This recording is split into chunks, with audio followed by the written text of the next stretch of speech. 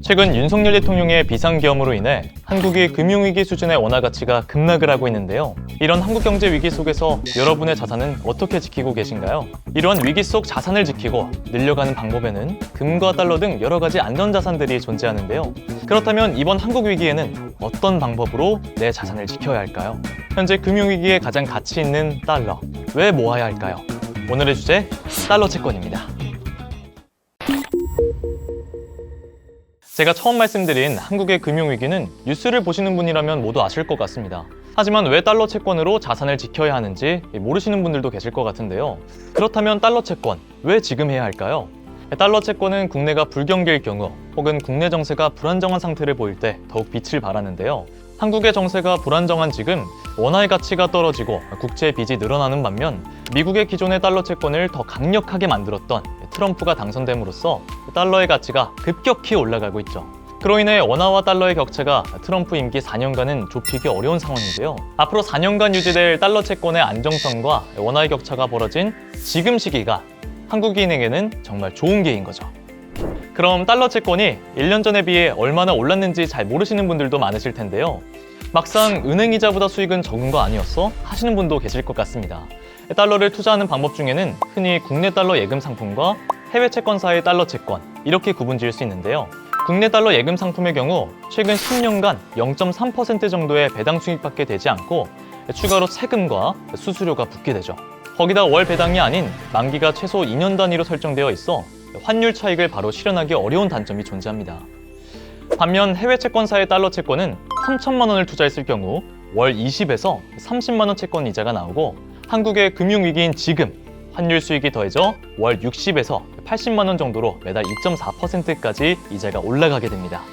국내 달러 예금과 달리 월마다 채권 이자가 나와 환율 차이로 인한 수익을 온전히 가져올 수 있는 거죠. 두 번째 장점은 리스크가 굉장히 적다는 점입니다. 달러는 국제 간의 결제나 금융거래의 기본이 되는 돈이에요. 현재 세계적으로 달러가 피라미드에서 가장 우위에 있는 화폐라는 건 부정할 수 없는 사실인데요. 왜 지금 달러 채권을 모아야 하는지, 달러가 어떤 위치에 있는지 이해가 되실까요? 그렇다면 예전에는 달러 채권을 왜 하지 않았을까요? 금이나 달러 같은 경우 변동성이 크지 않기 때문에 안전하지만 수익 또한 메리트가 없었던 거죠.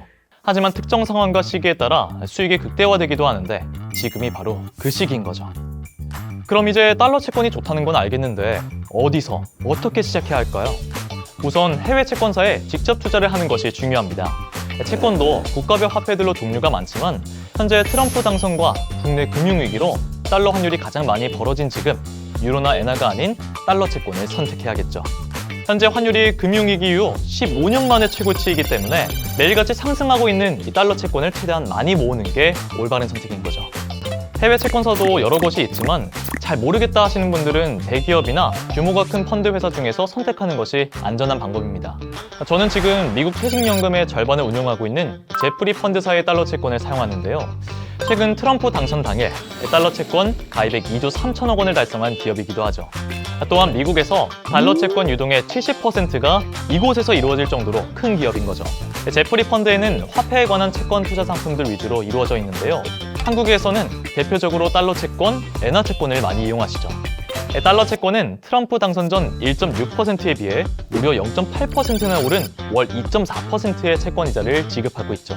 그래서 지금은 달러 채권에 딱 3천만 모은다면 매월 60만 원에서 80만 원까지도 이자로 받게 됩니다. 지금만 가능한 이자율이라는 거죠. 이처럼 달러 채권은 지금처럼 국내가 금융위기일 때 가장 적합한 투자입니다. 이전 금융위기 때는 어떻게 자산을 지켜야 할지 모르셨을 수도 있지만 내 자산을 지키면서 늘려갈 수 있는 기회는 앞으로 많지 않을 것 같습니다. 달러 채권에 대해 더 알고 싶은 분들은 고정 댓글 참고하시길 바라며 오늘 영상 여기서 마무리하겠습니다.